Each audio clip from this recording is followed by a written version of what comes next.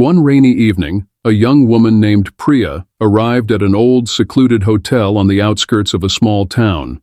She was exhausted from her long journey and needed a place to rest. The hotel looked ancient, with ivy creeping up its stone walls and a large rusty sign that read Crescent Moon Hotel. As Priya stepped inside, the air felt cold and damp. The lobby was dimly lit, and the furniture looked like it hadn't been touched for decades. There was no one at the reception desk, just an old-fashioned bell. Priya rang the bell, and after a few moments, an elderly man appeared. His eyes were hollow and his smile didn't quite reach them. "Welcome to the Crescent Moon Hotel. Do you have a reservation?"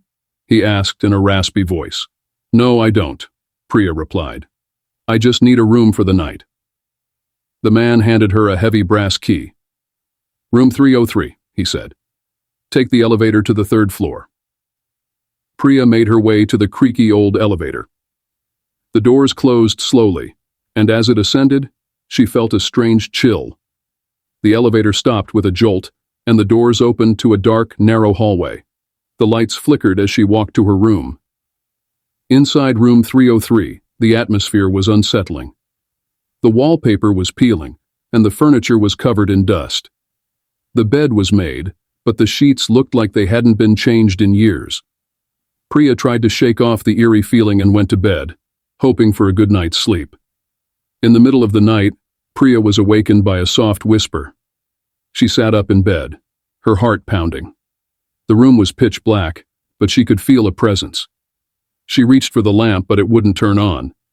The whispers grew louder, and she realized they were coming from the corner of the room. "Who's there?" she called out, her voice trembling. There was no answer, just the sound of faint, echoing whispers. Priya got out of bed and slowly approached the corner. As she got closer, she saw a dark figure standing there. She froze, unable to move. The figure stepped forward, and Priya felt a cold hand on her shoulder. She screamed and ran out of the room, down the hallway, and to the elevator. The doors took forever to close, and she could feel the presence following her.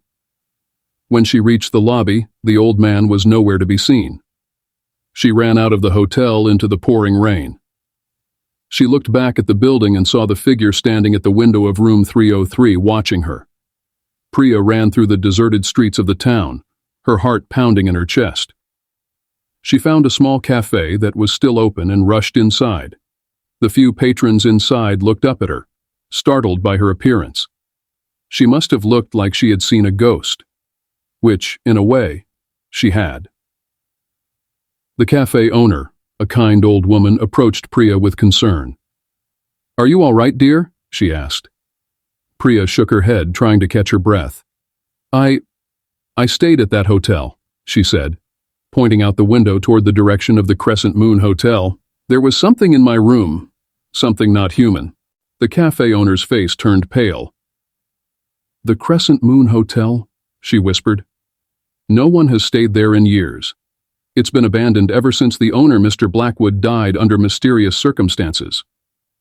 Priya's blood ran cold. "But I spoke to an old man there. He gave me a key to room 303. The cafe owner shook her head slowly. "That can't be.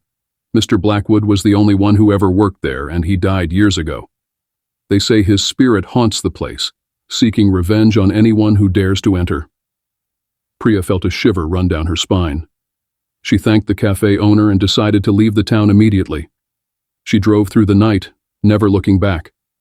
Years passed, but Priya could never forget that terrifying night. She often wondered if it had all been a dream, but the memory of that cold hand on her shoulder and the figure in the corner of her room was too real to dismiss. She avoided old buildings and never stayed in hotels alone. One day, while cleaning her apartment, Priya found the old brass key to room 303 in her suitcase. She stared at it, her heart racing. She had thrown it away that night, hadn't she? The key was a reminder that some places hold on to their secrets, and some spirits never find peace. The Crescent Moon Hotel still stood, its ivy-covered walls hiding the horrors within. It waited silently, patiently, for its next unsuspecting guest. And though Priya never spoke of that night again, She knew that the hotel's darkness would always be a part of her.